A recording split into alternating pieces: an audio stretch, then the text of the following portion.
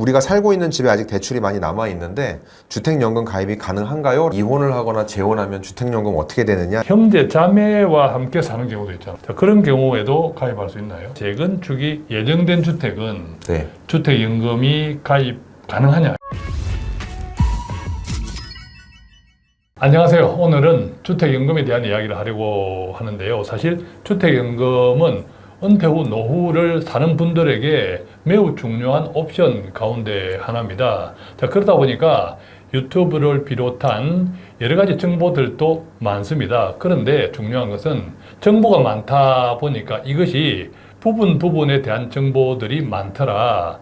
종합적으로 세트처럼 이렇게 제공되는 정보는 별로 없더라라는 생각을 합니다. 지난 영상에서 주택연금이 집을 담보로 한 대출이고 월복리로 인해서 나중에 만약에 주택연금을 해약하고 상환한다면 이자 부담이 지금까지 받았던 연금보다 더 클 수도 있다는 말씀을 드렸고, 그럼에도 불구하고 평생 받을 수 있는 연금으로 좋은 제도라고 안내를 드렸는데, 그런데 역시나 예상했지만 주택연금이 별로다, 주택연금 할 필요 없다, 이런 댓글들도 있더라고요. 아마도 대출 이자, 만약의 경우에 주택연금을 해지할 때 그때 지금까지 받았던 연금의 이자까지 합쳐서 상환해야 되는데 이 대출 이자가 때보다 배꼽이 더 크다라는 사실을 알게 되면서 나온 반응이 아닐까 생각합니다.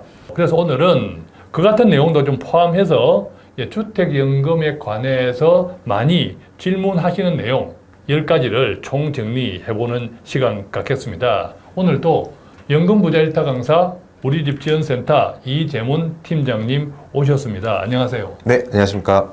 지난 시간에 주로 주택연금의 대출, 비용 구조에 대한 말씀을 좀 나눠봤다면 저는 주택연금 제도를 꽤 괜찮은 제도라고 생각하거든요. 그래서 이제 주택연금 제도를 실행하기로 마음먹은 분들께서 궁금해 하실 수 있을 만한 내용들에 대한 이야기를 나눠보려고 합니다. 자, 우리가 한국주택금융공사 직은 아닙니다. 예, 그쪽에서 홍보비 받고 영상 제작하는 것 아닙니다. 그러니까 주택연금에 대한 오해도 있고 잘 이해하고 계신 분들도 있는데, 그렇지만 주택연금을 하나의 연금 상품이라고 생각하면 상품이라는 관점에서 어떤 실익이 있는지, 또 어떤 불편함, 우리가 조심해야 될 것이 있는 것들을 통틀어 말씀을 드리려고 하는데, 자, 그렇다면 실제로 주택연금에 가입하려고 하면 여러 가지 현실적인 문제도 있잖아요. 오늘은 어떤 내용들을 중심으로 크게 나누어 보면 어떻게 정리해 볼 수 있을까요? 네, 저는 크게 두 가지로 나눠서 준비를 했는데요. 첫 번째는 주택연금을 가입할 때 만나게 되는 여러 가지 궁금증들을 준비했고, 두 번째는 주택연금을 가입한 이후에 생활에 변화가 있을 때 주택연금이 어떻게 처리되는지에 대해서 다뤄보도록 하겠습니다. 그렇군요. 주택연금 가입할 때도 여러 가지 따져보아야 하지만 가입 이후에 생활의 변화, 예컨대 뭐 건강상의 문제가 생길 수도 있고, 그런 것들이 생겼을 때 네. 어떻게 처리되는지도 큰 관심사가 아닐까 생각하는데, 우선 첫 번째 주제부터, 그러니까 주택연금에 가입하려고 할 때 현실적으로 만나는 문제들이 어떤 것이 있을까요? 가장 먼저 많이 물어보시는 질문 중에 하나가 집에 대출이 있는 경우입니다 라고 질문을 하세요.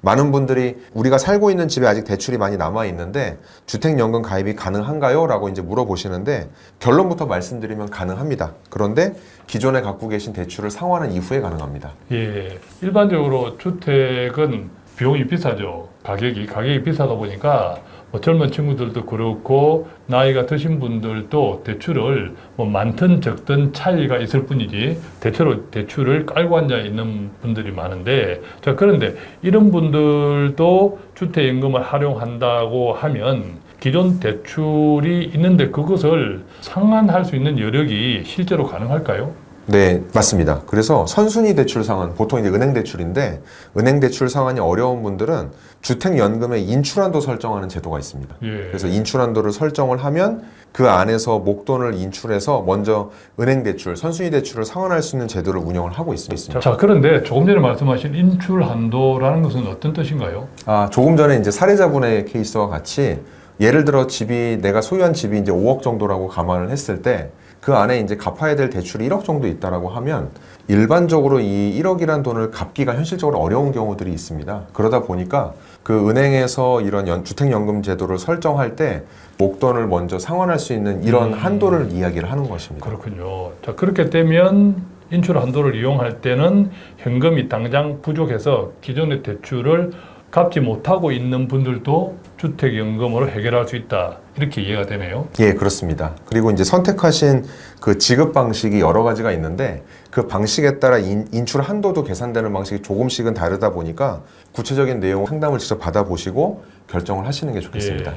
자, 이런 질문도 있었습니다. 두 번째 질문인데 오피스텔도 주택연금이 가능하냐? 주거 목적으로 사용하는 오피스텔은 가능합니다. 그런데 무조건 해주진 않고요. 일반 주택에 비해서 4가지 조건을 충족을 하셔야 됩니다. 첫 번째는요? 첫 번째는 주민등록상 주소지가 담보로 하는 그 오피스텔과 일치해야 합니다. 자, 두 번째는요? 두 번째는 그 주택에 실제로 거주를 해야 됩니다. 당연하겠다, 그죠? 네. 셋째는요? 셋째는 이제 전용 부엌이나 화장실 등이 딸려 있어서 필수 주거시설이라고 하는 그 시설들이 갖춰져 있어야 됩니다. 살림을 살 수 있다는 것이 입증되어야 된다. 예. 자, 마지막 네 번째는요? 주택분 재산세가 과세돼야 됩니다. 주택으로 이제 세금으로 증명해야 된다. 실제 주거용으로 쓰는 게 맞냐 아니냐라는 걸 정확히 확인해야 해주겠다는 뜻입니다. 예. 자, 이제 세 번째 질문인데 요즘 재개발, 재건축이 많잖아요. 그랬을 때 이 재개발이나 재건축이 예정된 주택은 네. 주택연금이 가입 가능하냐 이런 질문도 있거든요. 재건축이나 재개발의 진행 단계가 굉장히 긴데 실제로 재건축, 재개발이 본궤도에 올라서게 되면 관리 처분 인가를 받게 됩니다. 예. 그럼 이제 천천히 이제 이주 계획을 세워야 되는데 이 관리 처분 인가를 받기 전까지는 주택연금 가입이 가능하고요. 하지만 인가를 받은 이후에는 실질적으로 철거가 들어간다라고 해서 가입이 어렵습니다. 예. 자, 그런데 혼자 사시는 분도 있지만 또 배우자랑 같이 사시는 분도 있고 배우자가 아닌 형제, 자매와 함께 사는 경우도 있잖아요. 자, 그런 경우에도 가입할 수 있나요? 네, 주택연금 가입은 가능합니다. 다만 이 가입자분이 사망한 이후에는 형제자매에 대한 주택연금 지급과 거주가 안 되기 때문에 갑자기 돌아가시면 이제 주택이 정리가 되겠죠. 그래서 가족들에 대한 거주에 대한 생각을 하시고 결정하셔야 되고요. 형제자매와 주택을 공동 소유하고 있는 경우에는 주택연금 가입 자체가 안 됩니다. 그래서 이 부분을 염두에 두셔야 됩니다. 그렇군요. 자, 다섯 번째 질문 같은데 만약에 다른 공적연금을 받고 있는 분들도 주택연금을 가입할 수 있나요? 네, 공무원연금이나 이제 공적연금 받고 계신 분도 주택연금 이용이 가능한데요. 주택연금은 이제 말씀드린 데 실제 대출이잖아요. 그러다 보니까 월 지급금에 이제 소득에 포함이 되지 않고 소득에 포함이 되지 않다 보니까 주택연금을 가입한 이후에도 기초노령연금이나 이런데 공적연금 수령이 전혀 불이익은 없습니다. 그렇군요. 자, 지금까지는 주택연금에 가입할 때에 부딪힐 수 있는 여러 가지 궁금한 것들을 한 5가지 정도로 정리해 보았는데 네. 이번에는 이제 두 번째 섹터입니다. 자, 그러니까 주택연금을 가입했어. 가입했는데 그 이후에 노후생활 수십 년 동안에 생각할 수 없는 많은 변화들이 있겠죠. 네. 자, 그때에 기존에 가입했던 주택연금이 어떻게 변화될 수 있느냐. 자, 이 이야기를 한번 해보겠습니다. 가장 먼저 이제 많이 받는 질문 중에 하나가 살다가 이혼을 하거나 재혼하면 주택연금 어떻게 되느냐 이 질문 많이 받습니다. 예, 그런 경우 많겠네요. 그죠? 네, 주택연금 가입자는 이미 주택연금을 받고 있는 상황일 건데요. 그렇기 때문에 이혼을 하던 재혼을 하던 그 가입자 명의로 주택연금을 계속 받습니다. 이제 그런데 주택연금 가입자가 사망을 하게 됐을 때 이혼을 하면 그 이혼한 분께서는 주택연금을 이어서 받을 수가 없습니다. 그리고 마찬가지로 가입자가 중간에 재혼을 해서 새로운 배우자가 생긴다 하더라도 역시 마찬가지로 받을 수가 없습니다.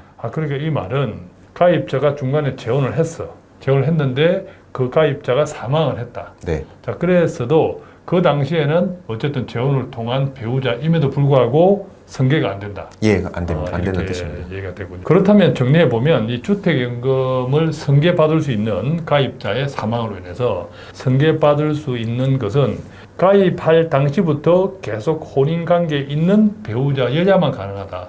예, 그렇습니다. 이제 가입 시점부터 계속해서 법률상 혼인 관계에 있는 배우자만 가능한 거고요. 예, 부부 사이가 좋아야겠네요, 그죠? 네, 좋아야 됩니다. 예. 또 다른 주제로 좀 넘어가면 이제 많이 궁금해하시는 게 이사입니다. 이사 갔을 때 어떻게 했느냐에 대한 설명을 좀 드리면 이사를 가더라도 그 이사 간 새 집이 담보로 제공하면서 주택연금을 계속 받을 수는 있습니다. 예. 다만 이제 집값 차이에 따라서 월 지급금이 변할 수 있는데 새 집이 일단 더 비싸다라고 한다면 월 지급금은 늘어나는 대신에 그 추가된 초기의 보증료를 더 부담을 하셔야 됩니다. 예, 이 부분에 오해들이 많더라고요. 가입하고 한 번 가입하면 이사 갈 수가 없어. 이 부분에 대한 오해가 있던데 깔끔하게 정리를 해주셨네. 이사할 수 있고, 네, 이사 가서 이사한 새 집이 더 집값이 비싸면 더 많이 받을 수도 있고, 예, 그런데 비싼 만큼의 그 부분에 보증료는 내야 된다. 그렇습니다. 1.5%가 그렇죠. 예, 맞습니다. 예, 그것은 내야 된다. 이렇게 정리할 수 있습니다. 자, 근데 반대로 이사간 집이 그 전에 집보다 비싸지 않아 오히려 싸. 네. 자, 이러면 어떻게 돼요? 이건 좀 이제 케이스가 좀 복잡해지더라고요. 근데 일단 기존에 받았던 그 연금 총액, 대출이죠. 연금 총액과 새 집을 비교해서 일부 금액을 반환할 수도 있고 안 할 수도 있어요. 그 케이스가 좀 달라지는데 그 과정에서 월 지급금이 좀 줄어들 수 있고요. 그래서 이사를 계획하고 계신다면 먼저 반드시 주택금융공사 쪽에 미리 상담을 받으셔서 확인한 이후에 옮기시는 게 좋습니다. 어쨌든 새 집이 비쌀 수도 있고 쌀 수도 있다. 그건 알 수 없죠. 그것에 따라서 다르다. 자, 이렇게 한번 정리해 보고요. 네. 어쨌든 이사할 수는 있다. 이사할 수 그죠? 있습니다. 네. 자, 그런데 내가 가입한 주택연금 주택에 실제 살지 않고 전세를 주었다. 그래도 주택연금 가입할 수 있나요? 아, 이건 안 됩니다. 주택연금은 이제 기본적으로 실거주가 원칙을 하는데요. 집을 전세나 월세로 주고 있으면 가입할 수 없고요. 대신에 이제 예외적으로 되는 경우가 있는데 두 부부 중에 한 분이라도 그 집에 거주하면서 보증금 없이 세입자한테 집의 일부만 월세로 주는 경우는 가능합니다. 방 3칸이 있으면 그 중에 한 방을 보증금 없이 뭐 월세 50만 원 예, 뭐 이렇게 하는 거는 괜찮다. 그것도 보통 노후에는 가족들이 없으니까 예. 뭐 그렇게 되는 경우도 있겠다. 그죠? 맞습니다. 근데 예. 저도 사례를 찾아보니까 나중에 이제 그렇게 운영하다 나중에 전세를 통째로 줘서 또 계약 종료가 갑자기 되는 사유들이 나오더라고요. 또 그렇게 되면 통전세를 줬다 이러면 본인들이 거주를 안 한다는 뜻이잖아요. 네, 맞습니다. 자, 그것은 앞서 말씀드린 대로 실거주냐 아니냐에 따라서 주택연금이 해지될 수 있다. 네, 이렇게 그렇습니다. 생각되네요. 근데 살다 보면 불가피하게 실제 거주를 못하는 경우도 있잖아요. 네. 예외적으로 별도의 사유가 있는데요. 질병 치료나 요양 때문에 어쩔 수 없이 병원에 입원하는 경우, 그리고 자녀들이 이제 노쇠한 부모님을 보양하기 위해서 다른 주택으로 이제 모시게 되는 경우, 그리고 노인 복지시설 같은 데 입소를 할 때는 집에 머무실 수가 없잖아요. 이런 경우는 이제 이어서 주택연금을 받을 수 있는데, 이런 경우에도 미리 주택금융공사의 승인을 받아야 주택에 거주하지 않아도 연금을 계속 받을 수가 있습니다. 또 이렇게 승인을 받게 되면 집이 비어버리다 보니까 부부나 이제 주민등록 이전도 가능하고 그 주택을 임대하는 것도 허용이 됩니다. 그렇군요. 집이 비어 있지만 조금 전에 말씀하신 이제 그 같은 사유에서는 어딘가를 옮겨가도 거기서도 계속 비용이 발생하니까 네. 비용이 발생하니까 주택연금을 계속 지급한다. 예, 그렇습니다. 이렇게도 이해가 되네요. 그죠? 네, 네. 그러니까 주택연금에 가입하고 다른 곳에서 비용이 발생하지 않는데 불가피하게 이중적인 소득을 얻는 것은 원천적으로 차단. 네. 그렇게 이해할 수 있겠네요. 그죠? 자, 그런데 앞서 우리가 가입하는 시점에서 재건축이나 재개발, 자, 그런 경우는 가입할 수 있냐라는 질문을 한번 해봤지만, 만약에 주택연금을 가입하고 월 지급금을 받고 있는 도중에도 네. 이 재건축이나 재개발 문제가 생길 수 있잖아요. 그때는 그럼요. 어떻게 되나요? 일단 주택연금을 받는 방식이 크게 두 가지인데요. 첫 번째는 저당권 방식, 두 번째는 신탁 방식이 있습니다. 이제 저당권 방식의 경우에는 철거로 이제 집이 멸실된다고 하죠. 집이 이제 없어진다고 하더라도 조합원으로 계속 참여를 하고 있다는 걸 증명하면 주택연금은 계속 받을 수가 있는데, 이 참여 여부를 2달에 한 번씩 확인한다고 하고, 만약 중간에 이제 분양 신청을 안 하거나 철회해서 청산하거나 하면 연금 지급이 중단이 됩니다. 반대로 이제 신탁 형태로 가입을 했다라고 하시면 이 담보 취득하는 방식을 저당권 방식으로 변경하시면 동일하게 앞서 설명드린 대로 적용받을 수 있습니다. 자체는 말씀을 들어도 상당히 복잡하게 느껴지긴 해요. 네. 그래서 재건축, 재개발 이슈는 본인들이 주택연금공사에 구체적으로 네. 한 번 더 문의를 해봐야겠다 이런 생각도 듭니다. 그죠? 네.